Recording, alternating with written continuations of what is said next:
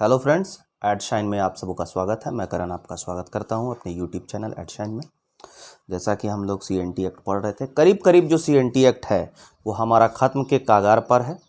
आज इससे पहले हमने देखा था अध्याय 14 को, भूस्वामी के विशेषाधिकार युक्त भूमि, जिसमें सबसे महत्वपूर्ण धारा जो हमने देखा था वो था हमारा धारा 118। जी हाँ दोस्तों, याद रखिएगा, धारा 118 वेरी वेरी इंपॉर्टेंट है। ये बतलाता है भूस्वामी के विशेषाधिकार युक्त भूमि कौन है।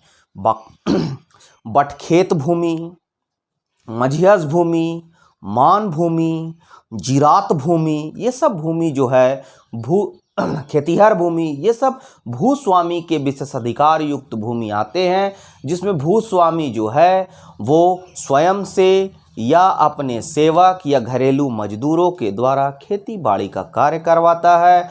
अपने हल बैल ट्रैक्टर खेती के उपकरण को अपने खेत में रख सकता है। ये भूस्वामी के विशेषाधिकार युक्त भूमि की परिभाषा हमने धारा 118 में देखी थी। बहुत इंपॉर्टेंट धारा है, ठीक है। अध्याय 14 भूस्वामी के विशेषाधिकार युक्त भूमि को हम देख चुके हैं, ठीक।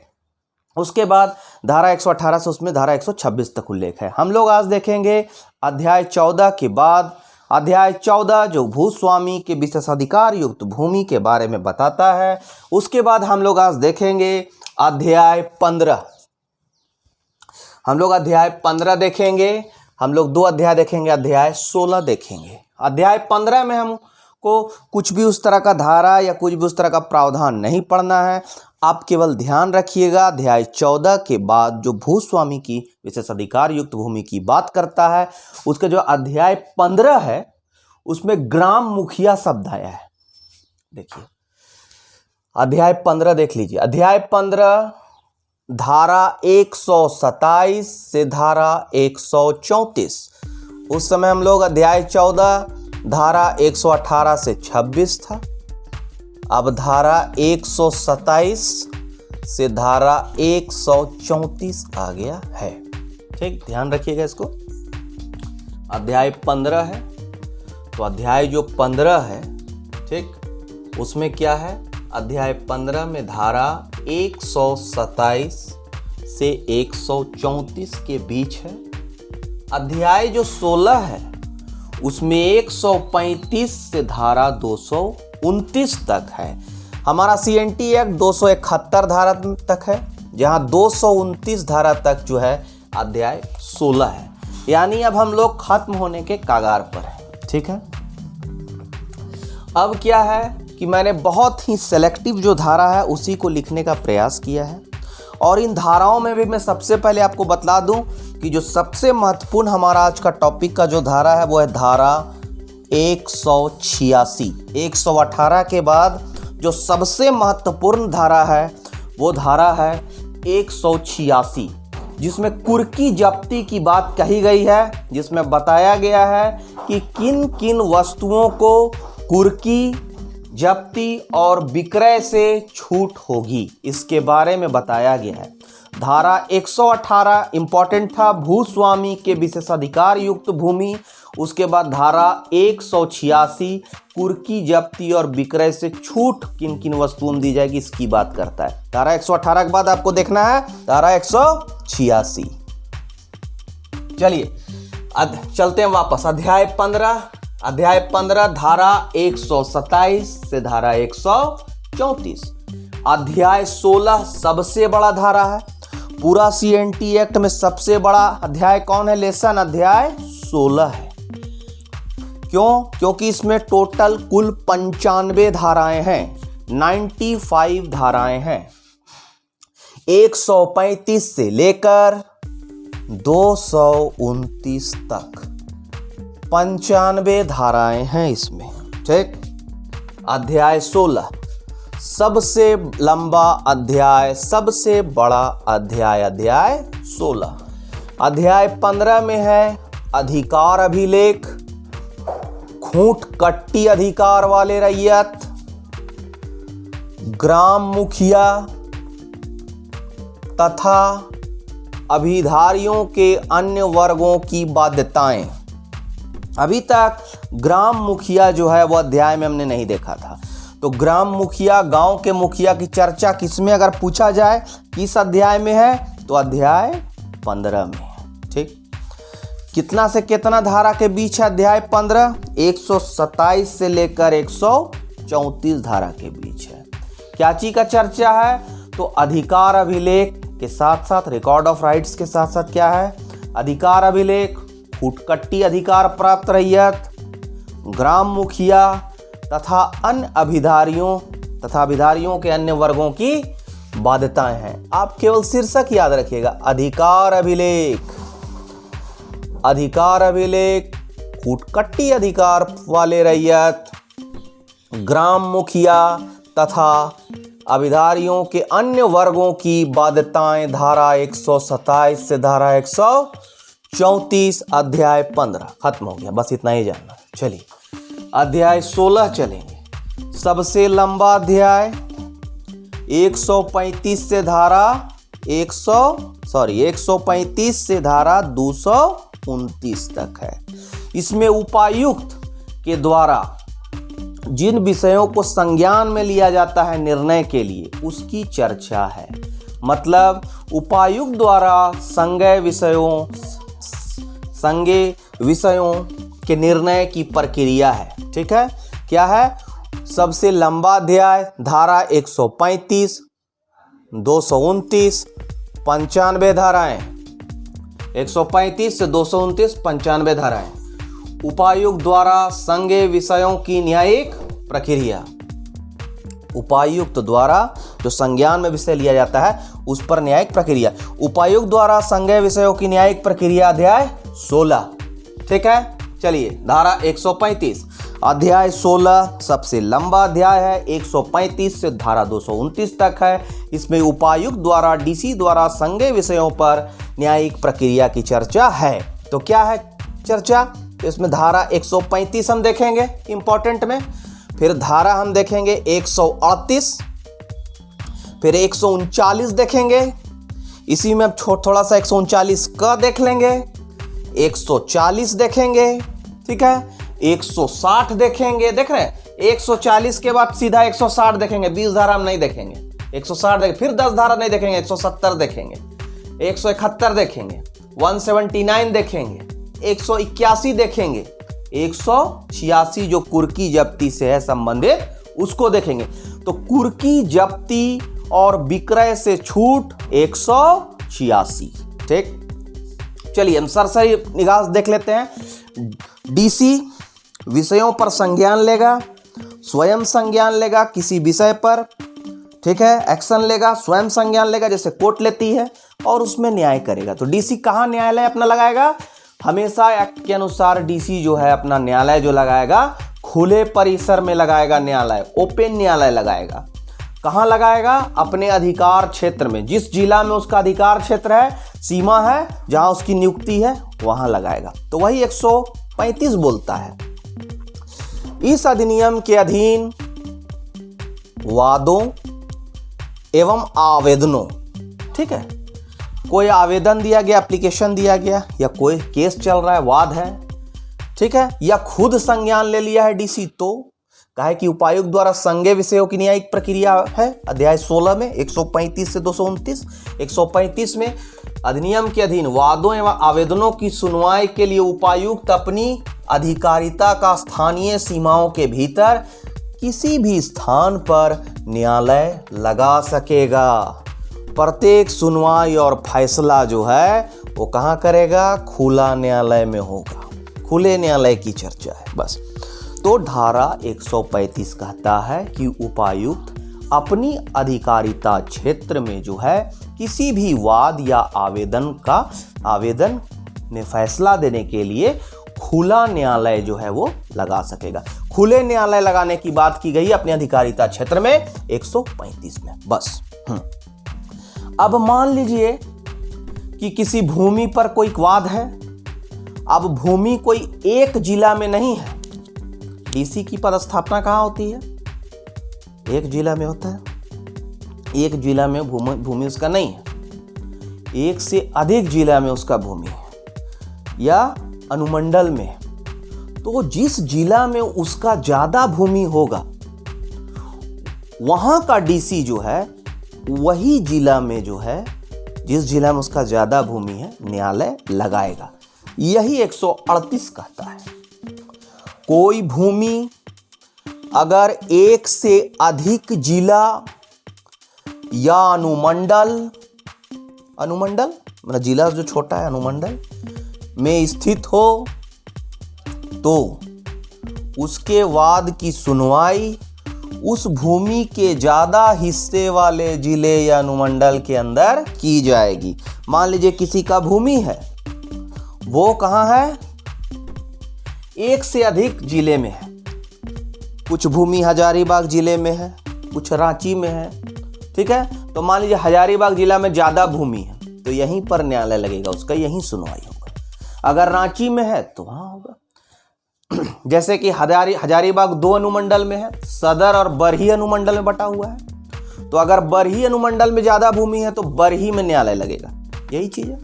तो 135 डीसी अपने अधिकारिता क्षेत्र में खुला न्यायालय लगाएगा। 138 डीसी जो है उपायुक्त, अगर भूमि एक से अधिक जिले में है या अनुमंडल में है तो जहां भूमि ज्यादा होगा उसी जिला या अनुमंडल में न्यायालय लगेगा। 138, ठीक। अब 139 डीसी जो है स्वयं संज्ञान ले सकता है, जो हमारा टॉपिक है, शीर्षक है। डीसी कब संज्ञान लेगा? कोई भूमि से किसी काश्तकार को बेदखल कर दिया जा रहा है तो संज्ञान ले सकता है। कोई पट्टा दिया गया तो पट्टा ले लिया गया तो पट्टा निरस्त कर दिया गया तो, ठीक है, किसी भी तरह का उसको अधिकार है संज्ञान लेने का। यदि डीसी संज्ञान लेता है तो न्यायालय को अधिकार नहीं होगा कि डायरेक्ट अपने पास किसी भी मुद्दे को, वाद को वह ले ले। डीसी के बाद ही वो न्यायालय में जाएगा, ठीक है। तो डीसी अगर संज्ञान स्वतः लेते हैं तो न्यायालय जो है उस वाद को ग्रहण नहीं करेगा। ये 139 का बोलता है। आपको नहीं जानना है कि कौन चीज कहां कौन धारा में बोलता है। आपको केवल इस वीडियो में इंपॉर्टेंट कुर्की जब्ती किस धारा में है, कुर्की जब्ती और विक्रय छूट तो 186, यही इंपॉर्टेंट है, बता दिए, ठीक है। आपको जानना है कि कानून क्या बोलता है, तो आप ये याद रखिए, पढ़ते वक्त आपको ध्यान आ जाएगा। 135 से हम स्टार्ट करते। 135 में आप केवल जानिए कि खुला न्यायालय लगाएगा। उसके बाद 138 में जो है न्यायालय तो लगाएगा। उसके बाद क्या बोला, 138 में भूमि अगर एक से अधिक जिला में है तो जहां ज्यादा जिला होगा वहां फैसला होगा, ठीक।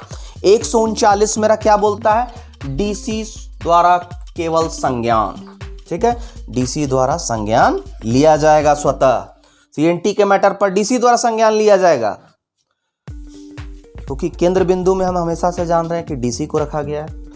पट्टे को प्रदान करना, उसको रद्द करना, दे जो लगान जो दिया जाएगा उसका निर्धारण, भूमि से यदि किसी काश्तकारी को बेदखल करना आदि वादों पर केवल डीसी द्वारा संज्ञान लिया जाएगा, ठीक है। पट्टा प्रदान करना, पट्टा को रद्द करना, भूमि से किसी काश्तकार को बेदखल करना, लगान का निर्धारण करना, दे लगान का, ये सब डीसी द्वारा स्वतः संज्ञान लिया जा सकेगा, ठीक है। 139 के तहत। तो आपको धारा यहाँ इंपॉर्टेंट नहीं है, यहाँ आपको जानना है कि डीसी द्वारा स्वतः संज्ञान लिया जा सकेगा। और 139 का बोलता है कि डीसी स्वतः जिसमें संज्ञान लेता है विषय पर लेगा, न्यायालय उस वाद को ग्रहण नहीं करेगा, न्यायालय उस बात को ग्रहण नहीं करेगा, ठीक है। पहले डीसी से क्या फैसला होता है वो देखा जाएगा। समझ में आ गया। धारा 135 देखा हमने, खुला न्यायालय। धारा 138 देखा हमने, ठीक है, जहां पर ज्यादा भूमि होगा उसी जिला या अनुमंडल फैसला होगा। 139 जो है डीसी द्वारा स्वतः संज्ञान है, न्यायालय वाद ग्रहण नहीं करेगा। धारा 140 सामूहिक वाद की बात करता है, ठीक है।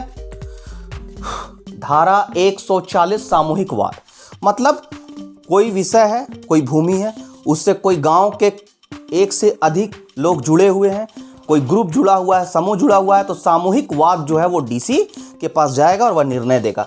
तो सामूहिक वाद की चर्चा, सामूहिक वाद या आवेदन पर अंतिम निर्णय डीसी देगा, ठीक है। अंतिम निर्णय डीसी देगा। कहने का मतलब ये नहीं है कि इसके विरुद्ध अपील नहीं की जा सकती, ऐसा कुछ नहीं है, ठीक है, ध्यान रखिएगा। तो सामूहिक वाद की चर्चा 140 में है, बस आप इतना ही जानिए। 135 जान गए, खुला न्यायालय। 138 जहां ज्यादा भूमि रहेगा वहीं भूमि का विवाद का निपटारा होगा। 139 डीसी का स्वतः संज्ञान लेना। न्यायालय वाद को ग्रहण नहीं कर सकता है, डीसी संज्ञान लिया है तो 139 का। सामूहिक वाद की बात जो है, सामूहिक जो केस करने की बात, सामूहिक वाद की चर्चा है जिस पर डीसी निर्णय देगा, धारा 140 में है, ठीक। अब डीसी के पास कोर्ट में जो आएगा, वाद आएगा, उसका निपटारा होगा, गवाही होगा, ठीक है, ये सब गवाही का प्रस्तुतिकरण होगा। इसका जो प्रक्रिया है, उस समस्त प्रक्रिया जो है वो 141 से लेकर 176 धारा के बीच में है। तो अध्याय 16 उपायुक्त द्वारा संज्ञेय विषयों की न्यायिक प्रक्रिया। तो डीसी के कोर्ट में जो आएगा वाद, ठीक है, तो उस वाद का निपटारा कैसे होगा? वादों का निपटारा, गवाही प्रस्तुत करने की प्रक्रिया, संपूर्ण प्रक्रिया। डीसी के न्यायालय में वादों का निपटारा, गवाही को प्रस्तुत करने की संपूर्ण प्रक्रिया, निर्णय देना वगैरह वगैरह का वर्णन धारा 141 से 176 के बीच है। इसको शॉर्ट में जान लीजिए, धारा 141 से 176, ठीक है, इसके बीच है। धारा 141 से धारा 176 के बीच डीसी के न्यायालय में वादों का निपटारा, गवाही प्रस्तुत करने की प्रक्रिया का वर्णन है। इसमें मात्र हम इसके बीच में 2 धारा देखेंगे, ठीक है, 160 देखेंगे हम, एक ठो 160 देख लेंगे, एक ठो 170 देख लेंगे। तो अगर गवाही 160 कहता है कि अगर गवाही में कोई लेडीज को आना है या प्रतिवादी कोई लेडीज है और उस महिला को उसकी रूढ़ी या उसका संस्कृति या उसका परंपरा आदेश नहीं देता है कि आप कोर्ट जाइए, तो वो नहीं जाने सकती है, उसको बाध्य कोर्ट नहीं करेगा। वही 160 बोलता है। 160 महिला को कोर्ट में उपस्थित होने से छूट दिया गया है। यदि कोई रूढ़ी मान्यता के अनुसार महिला कोर्ट नहीं जाए, ऐसी है परंपरा, तो महिला को कोर्ट में उपस्थित होने से छूट। 135 खुला न्यायालय, फिर से आते हैं, 135 खुला न्यायालय। 138 जहां भूमि ज्यादा होगा वहां निर्णय, डीसी द्वारा स्वतः संज्ञान। 139 का न्यायालय वाद ग्रहण नहीं करेगा। सामूहिक वाद की चर्चा 140 में है। 141 से 176 है डीसी के कोर्ट में वादों का निपटारा, गवाही प्रस्तुत करने की संपूर्ण प्रक्रिया। महिला को कोर्ट में उपस्थित होने से छूट दिया गया है उसका रूढ़ी और परंपरा के अनुसार। किसमें? 160 में है। 170 बोलता है जो भी डीसी निर्णय देगा वो इंग्लिश में लिखा जाएगा, अंग्रेजी भाषा में लिखा जाएगा। ब्रिटिश काल में चूंकि ये एक्ट बना था तो निर्णय जो वैसे भी ज़्यादा जो कोर्ट के जो निर्णय होते हैं वो अभी वर्तमान में भी जो है वो अभिलेखित जो होते हैं, जो रिकॉर्ड में होते हैं, वो इंग्लिश में होते हैं, ठीक है। तो निर्णय जो होगा अंग्रेजी में होगा।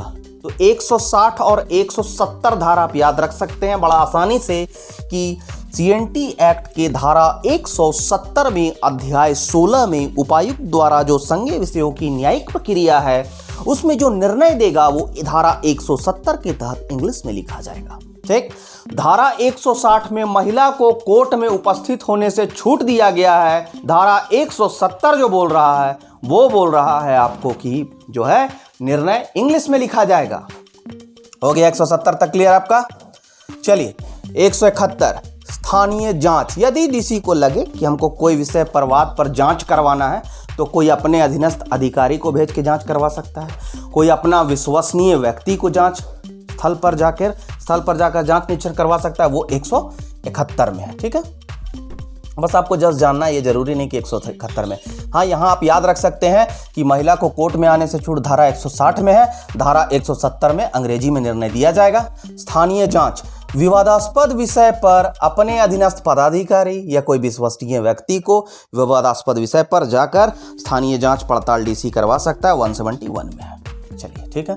धारा 179 यदि भूस्वामी आदेश के पश्चात भी रैयत को, यदि जो भूस्वामी है जमींदार है, यहाँ भूस्वामी का मतलब जमींदार से हुआ, ठीक है, अभी सरकार से है। यदि भूस्वामी जो है जहाँ मतलब आदेश के पश्चात भी रैयत को 3 महीने तक पट्टा नहीं देता है। आज आदेश हुआ है, मान लीजिए जनवरी 1 तारीख को आदेश हुआ है, तो जनवरी पूरा बीत गया, फरवरी पूरा बीत गया, मार्च बीत गया, 3 माह तक पट्टा नहीं दिया है, तो डीसी स्वयं उसको पट्टा दे देगा।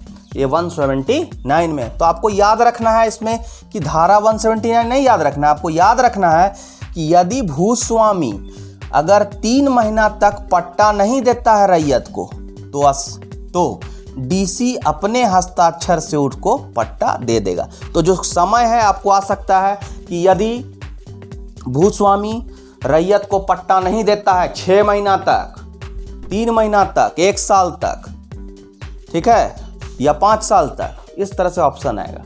तो 3 महीना तक अगर पट्टा नहीं देता है तो क्या होगा, डीसी स्वयं अपने हस्ताक्षर से पट्टा दे देगा। यहाँ पर 3 महीना जो है उसको आप ध्यान रखिएगा, 3 महीना को ध्यान रखना है, 3 माह, ठीक। हाँ, यही थोड़ा सा टाइम वगैरह से क्वेश्चन पूछता है समय से। धारा 181, डीसी का आदेश हो गया, आदेश का निष्पादन हो गया, और आपको आदेश का निष्पादन कि अगले कितना साल तक आप आवेदन को लिया जाएगा। डीसी कोई विषय पर आदेश दिया, फिर आप उस आदेश के निष्पादन के पश्चात आप आवेदन दे सकते हैं। कितना साल तक, 3 वर्ष तक, उसके बाद नहीं, चौथा वर्ष नहीं, 3 वर्ष पार हो गया उसके बाद नहीं, ठीक है। तो ये 181 कहता है डीसी के आदेश के निष्पादन के 3 वर्ष तक आवेदन लिया जाएगा। भूस्वामी अगर रैयत को पट्टा नहीं दे रहा है तो 3 माह तक के बाद, अगर नहीं देगा तो 3 माह के पश्चात डीसी पट्टा देगा। आदेश को दे दिया, उसका निष्पादन का 3 साल तक आवेदन लिया जाएगा। हो गया 179, 181, ठीक। धारा 160 महिला को कोर्ट में उपस्थिति होने से छूट दी गई है। 170 जो भी निर्णय दिया जाएगा अंग्रेजी में दिया जाएगा। न्यायालय जो लगेगा डीसी का खुला लगेगा 135 के तहत। 138 हमने देखा, 138 में जहां ज्यादा भूमि होगी वहीं पर उसी जिला में जो है डीसी ओपन कोर्ट लगाएगा। 138, 139, ठीक है, डीसी स्वतः संज्ञान ले सकता है। और यदि डीसी स्वतः संज्ञान लेता है वाद किसी विषय पर, न्यायालय वाद को ग्रहण नहीं करेगा। 140 सामूहिक वाद की बात करता है। 160 महिला के कोर्ट में उपस्थित होने से छूट देता है। 170 इंग्लिश में वो लिखा जाएगा। स्थानीय जांच पड़ताल 171, 3 माह तक पट्टा नहीं देने पर डीसी देगा पट्टा। 179 धारा 181 कहता है डीसी के आदेश के निष्पादन के अगले 3 वर्ष तक किसी भी आवेदन को लिया जाएगा। सबसे इंपॉर्टेंट जो धारा आज का है वो है 186, कुर्की जब्ती की बात की गई है। कुर्की जब्ती और विक्रय से छूट है, ठीक है। मान लीजिए आदेश हुआ कुर्की करने का, कोई ऋणी व्यक्ति है, ठीक है, उसका कुर्की करना है, तो क्या कुर्की आप कीजिएगा? आप भवन कर सकते हैं, लेकिन भवन की सामग्री को नहीं छू सकते हैं। कोई खेतीहर है तो उसका कृषि का औजार को आप नहीं बेच सकते हैं, उसका कुर्की नहीं कर सकते हैं। उसकी पत्नी और बच्चों ने जो कपड़े हैं उसके पहनने के, उसको आप बेच नहीं सकते हैं, कुर्की नहीं कर सकते हैं, ठीक है। उसके बिस्तर को आप कुर्की जब्ती नहीं कर सकते हैं, उसको बेच नहीं सकते हैं, ठीक है। वो भविष्य में जो भरण पोषण का उसको अधिकार बना रहेगा। इस तरह का कुर्की जब्ती और विक्रय से छूट के कुछ प्रावधान धारा 186 में दिए गए हैं। हम लोग एक बार देख लेते हैं सरसरी ढंग से। चलिए, कुर्की और विक्रय से छूट धारा 186, डीसी के आदेश के निष्पादन के लिए, डीसी के द्वारा पारित हुआ कोई आदेश, उसके निष्पादन में निम्न चीज को जो है वो कुर्की जब्ती और विक्रय से छूट दिया गया है। कुर्की नहीं करेंगे, बेच नहीं सकेंगे। क्या क्या? तो निर्णित ऋणी, जो ऋणी व्यक्ति है, उसकी पत्नी और बच्चों के वस्त्र, कपड़े और बिस्तर को बेचा नहीं जा सकता है, कुर्क नहीं किया जा सकता है। कृषि कर्म, खेती बाड़ी करने के लिए प्रयोग में आने वाले औजार को नहीं ले सकते हैं।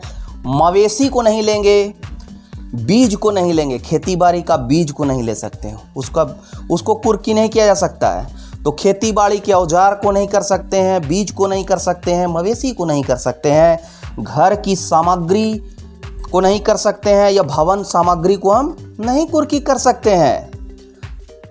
लेखा बही खाता रिकॉर्ड वगैरह कुछ है उसका अपना लिखा हुआ, उसका पर्सनल, तो उसको हम नहीं ले सकते हैं।